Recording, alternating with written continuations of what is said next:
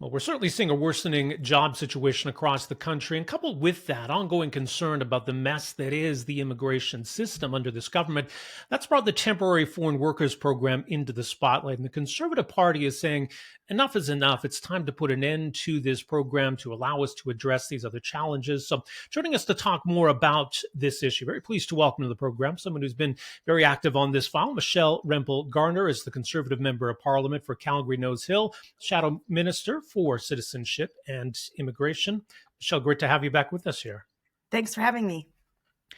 So let's talk about why now. This policy has certainly been controversial over the years. I think we've seen this debate from time to time. But when you look at everything going on right now in Canada, why is now the time to put an end to this?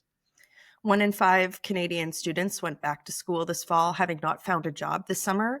The jobs numbers that came out this month are incredibly bad. 100,000 Canadians or so lost their jobs. The economy is teetering into recessionary territory.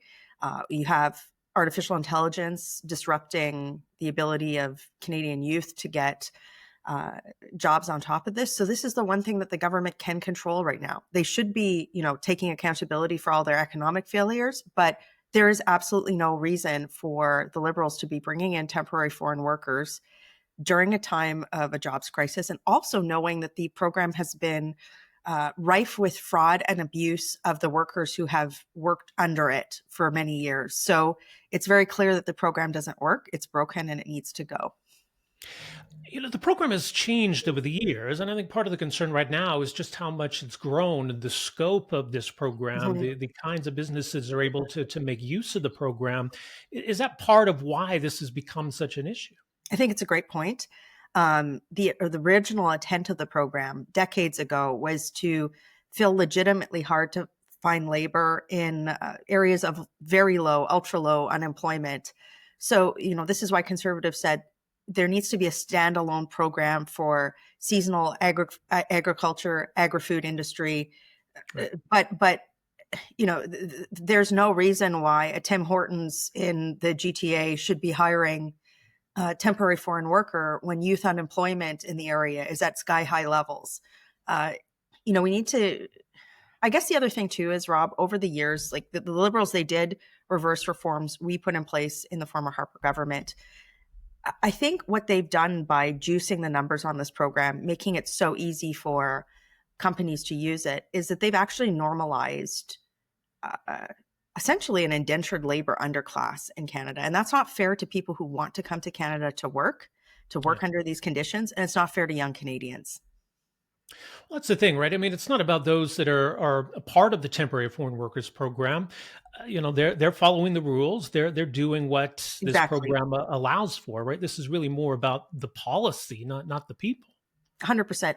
And so when you think about this, like the massive number of foreign workers writ large, that are temporary in one stream or another, that the Liberals have allowed in, knowing that the economy is in a downward slide, knowing that per capita GDP is falling, knowing that the country is in a productivity crisis, and knowing that these workers are being abused, it's actually a moral issue at this point, too. Like the government is making a wrong moral choice by allowing this program to continue. So it's got to go. It's long overdue, and I don't see any leg that the Liberal government has to stand on for this. It's long overdue for scrapping. I mean, is there room to change the program, reform the program, limit the program, or is it kind of beyond fixing at this It's point? beyond fixing. I mean, we tried. The former Conservative government put in place significant reforms. The first thing the Liberal government did upon coming into office was cave to pressure from, high-powered lobby groups. They reversed those reforms and made it easier. And the reality is that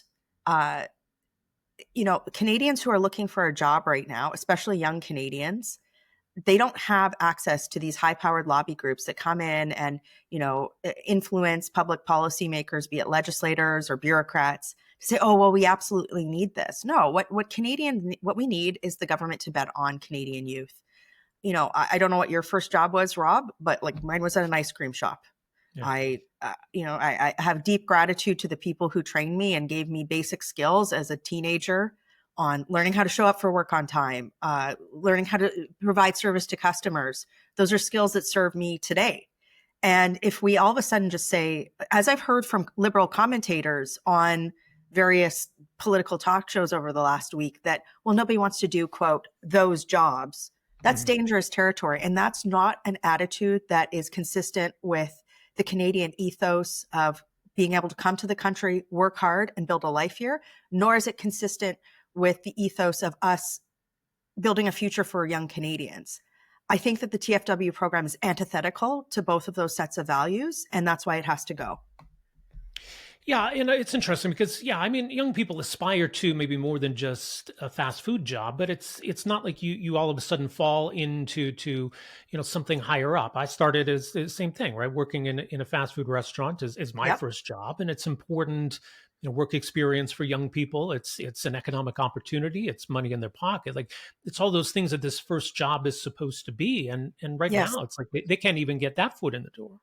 There's value and dignity in work for everybody. And I really don't buy what we hear like these lobby groups saying, which is young Canadians don't want to do these jobs. We've heard story after story this summer of kids putting out hundreds of resumes to these entry-level fast food jobs and not getting it. And the reason why employers who use this program want to do it is twofold. They have the ability to have a cheap temporary source of labor, but also these people that come into Canada wanting to build a better life for themselves, they end up in an indentured labor system because they can't move around for the most part, right? But now with such a large group of unemployed Canadians, where these industry groups should be going with their lobby is not asking for temporary foreign workers. It should be asking to partner with the public and with the government on labor mobility strategies, skills training strategies for youth. But also they have to be willing to train young Canadians and accept the fact that if they do not provide working standards and wages that incentivize Canadians to work in their jobs, then maybe the call is coming from inside of the house and maybe they need to change their standards. And I'll just close with this. As a conservative, Rob, this is one of the most anti-market interventions that the government has right now. Mm-hmm. It's totally within their control to cancel, and they should be doing that. Yeah, that's the thing. And I think people are sympathetic at some level of the concerns of small business. And you just look at everything small businesses in Canada have had to deal with over the last 5 years in terms of the pandemic and regulatory burden and energy cost and red tape and taxes, the list goes on and on. So yeah, there's sympathy when it comes to, this could potentially affect us. But as you say, there are different ways to address that. 100%. And I think, Rob, the temporary foreign worker program has actually prevented that public policy debate, right? Because why would industry be incentivized to talk about productivity strategies or labor mobility strategies or skills training strategies if they have this crutch that's readily available, and that is a readily available, almost unlimited source of temporary foreign labor. And again, like, just to reemphasize, this is bad for the people who come to Canada.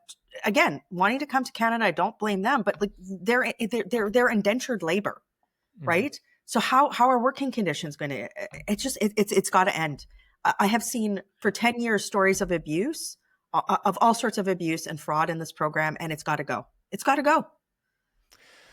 So the reaction from government, let's talk about that. The Prime Minister defended this program, even though, interestingly, he was criticizing it. I think that was, 10 or 12 years ago. And then we've got an immigration minister who's kind of nowhere to be seen right now. Where is Lena? Blink twice if you need help, Lena. I haven't seen her this summer. I can't believe that. Like, immigration is one of the hottest files in the country. And the immigration minister was nowhere this summer. And then to your point, Mark Carney, when he was asked about this, his first instinct was like, well, I talked to business leaders and they want more TFWs. Well, of course, Mark, they want more TFWs. What are you doing to protect Canadian workers? You've got these companies that are out there asking for TFWs while you've got an entire group of Canadians that are out of work, and Mark Carney's there like protecting these companies. Oh, yes, absolutely. I will 100% get you these workers. And, it's been interesting, just even from a political perspective. I've watched the Liberals over the last week since Pierre Poilievre and I made this announcement. And they're all over the place. They don't know what to do because they're trying to defend this program and it's indefensible. No matter which way they step on it, they're going to step on a minefield that is born out of, the injustice that's seen by both workers in this program and Canadian workers. So I think they're going to have to cancel it. Certainly, we're going to be the public's putting a massive amount of pressure on it. It's not even just me, right? It's been incredible to me to watch people from across political stripe, workers, David Eby, NDP Premier of British Columbia, to go, nope, we can't do this. And to me, that tells me that there's only one path for the government. So they better change their tune and they better bring their minister out of hiding.